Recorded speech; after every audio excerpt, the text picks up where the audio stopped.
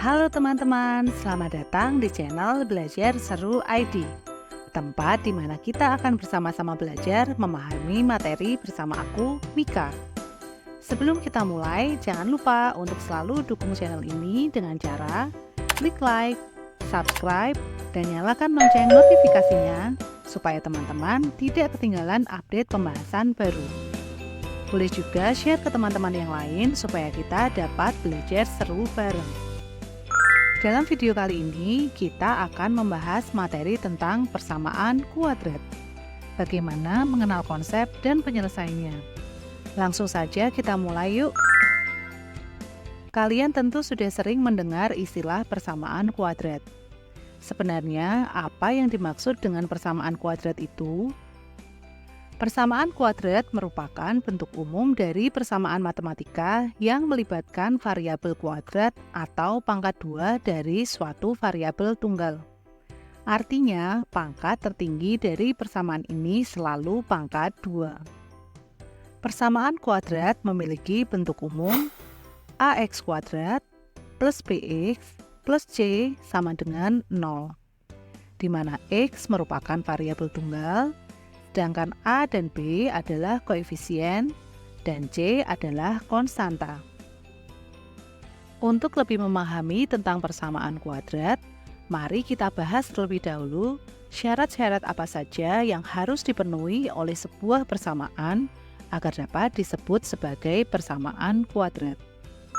Yang pertama, pangkat tertinggi dalam persamaan adalah pangkat kuadrat atau pangkat 2. Kemudian yang kedua, nilai A tidak boleh sama dengan 0. A di sini merupakan koefisien dari variabel x kuadrat. Kemudian syarat yang ketiga, salah satu ruas harus bernilai 0. 5x kuadrat min 3x min 2 sama dengan 0 merupakan salah satu contoh dari persamaan kuadrat.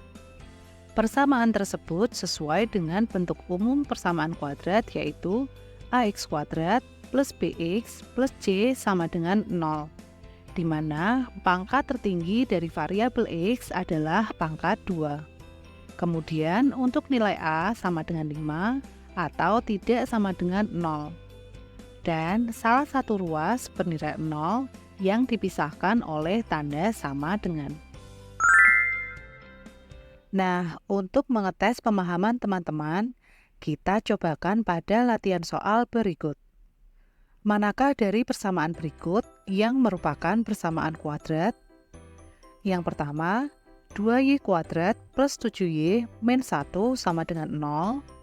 Yang kedua, xy kuadrat min 5x plus 2 sama dengan 0. Yang ketiga, x kuadrat min 4 sama dengan 0. Yang keempat, 3x plus 9 sama dengan 0. Dan yang kelima, 5x kuadrat plus 2y sama dengan 3. Kita akan coba uraikan satu persatu persamaan tersebut. Untuk soal pertama, yaitu 2y kuadrat plus 7y min 1 sama dengan 0 adalah benar merupakan persamaan kuadrat, di mana pangkat tertinggi sama dengan y kuadrat atau pangkat 2. Kemudian persamaan terdiri dari satu variabel yaitu y, dan nilai A sama dengan 2 atau nilai A tidak sama dengan 0. Berikutnya, untuk soal kedua, xy kuadrat min 5x plus 2 sama dengan 0 bukan merupakan persamaan kuadrat. Mengapa demikian? Pangkat tertinggi persamaan sama dengan y kuadrat, yang berarti sudah memenuhi syarat. Namun, persamaan tersebut terdiri dari dua variabel, yaitu x dan y. Seharusnya, untuk persamaan kuadrat hanya boleh terdiri dari satu variabel saja. Kemudian, untuk nilai A, atau nilai koefisien atau angka di depan variabel kuadrat sama dengan 1. Hal tersebut sudah sesuai dengan syarat persamaan kuadrat. Pada persamaan ketiga, yaitu x kuadrat min 4 sama dengan 0, juga memenuhi syarat sebagai persamaan kuadrat, di mana persamaan memiliki pangkat tertinggi sama dengan 2 atau X kuadrat. Kemudian terdiri dari satu variabel yaitu X, dan nilai A sama dengan 1. Jika kalian ada yang berasumsi, persamaan tersebut kan tidak mempunyai C. Jadi, C merupakan konstanta atau nilai atau angka yang tidak terikat oleh suatu variabel. Jadi otomatis untuk persamaan ketiga ini nilai C adalah sama dengan 0. Lalu untuk persamaan keempat yaitu 3X plus 9 sama dengan 0 terlihat mirip persamaan ketiga, namun ternyata bukan merupakan persamaan kuadrat. Adakah yang tahu penyebabnya? Betul. Karena pangkat tertinggi dari persamaan tersebut adalah X atau pangkat 1. Persamaan terdiri dari satu variabel yaitu X. Ini sudah memenuhi persyaratan sebagai persamaan kuadrat. Sedangkan karena pangkat tertinggi merupakan pangkat 1, otomatis persamaan tersebut mempunyai nilai A sama dengan 0, yang mana tidak memenuhi syarat sebagai persamaan kuadrat. Yang terakhir, untuk persamaan pada soal kelima yaitu 5x kuadrat plus 2y sama dengan 3 juga bukan merupakan persamaan kuadrat. Karena walaupun persamaan tersebut mempunyai pangkat tertinggi sama dengan x kuadrat atau pangkat 2, sehingga otomatis mempunyai nilai A yaitu 5. Namun persamaan tersebut terdiri dari dua variabel yaitu x dan y, yang membuat persamaan tersebut tidak dapat dikategorikan sebagai persamaan kuadrat.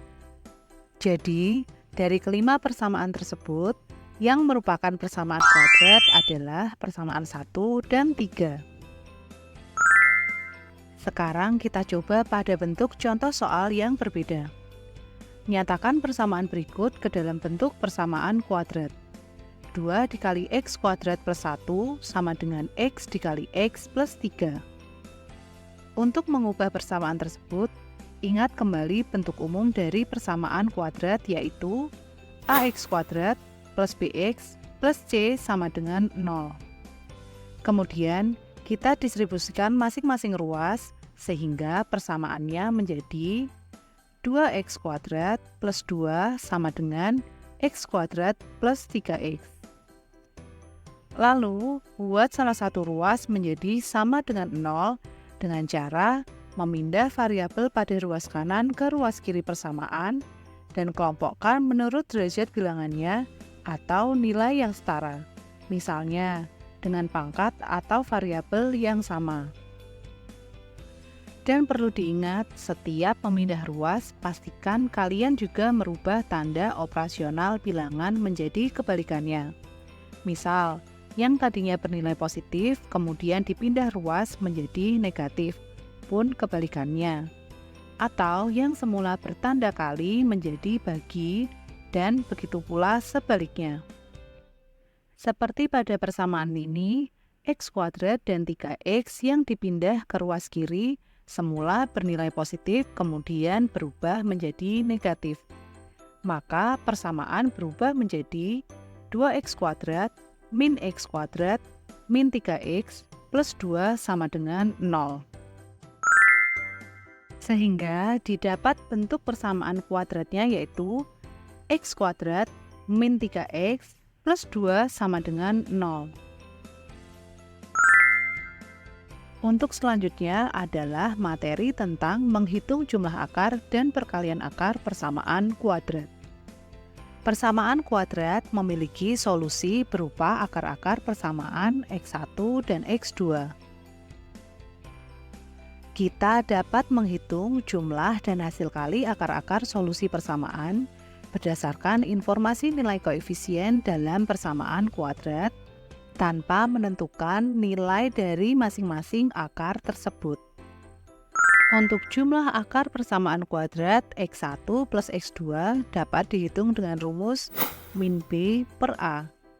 Sedangkan untuk perkalian akar x1 kali x2 dapat dihitung dengan rumus c per a, di mana a merupakan koefisien variabel x kuadrat sedangkan B adalah koefisien X, dan C adalah konstanta.